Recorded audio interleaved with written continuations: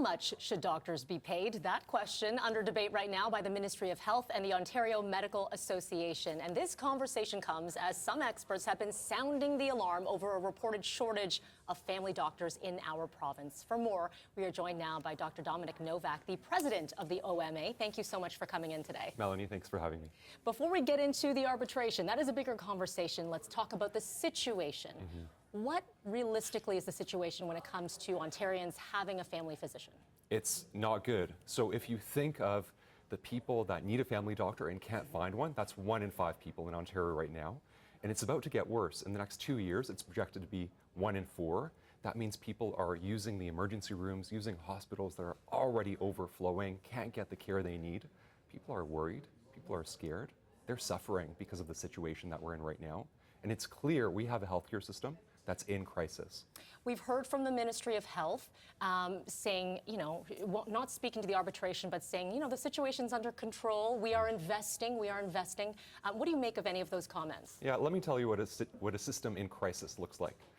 Just a while ago, I was meeting with someone who hasn't been able to find a family doctor for over 7 years. They've been bouncing around emergency rooms, hospitals, walk-in clinics, just like many people do, actually 2.3 million in Ontario alone, soon to be 1 in 4 people. And we recently set them up with a family doc. We got their cancer screening up to date, we got their care up to date, but heartbreakingly, we found a completely preventable, serious cancer diagnosis in terms of breast cancer. And this is the living nightmare for people in Ontario right now, where they can't find care, they're getting care late, and they're living through this situation where they can't get the care that they deserve, and they're suffering, they're worried, and they're experiencing, this is not a new experience for us here. Many people don't know where to turn to. So the province, we understand, offering doctors a 3% wage increase over the next year, the organization asking for 5%. How much of a difference will that make? It's about preparing a healthcare system that's in crisis and repairing a healthcare system that's in crisis. What we're seeing is that doctors are feeling the crunch. Doctors, if you think of your family doctor's office, for example, they have to pay for overhead expenses, they have to pay for the nursing staff, the receptionist, the technology, everything like that. And my colleagues are feeling crunched with runaway inflation, runaway costs, funding that just hasn't kept up over the last few years. And it's no surprise that you see newspaper headlines almost every week of family doctors closing shop because they can't make the math work. And because of that, patients are suffering. That's why 1 in 5 right now can't find a family doctor.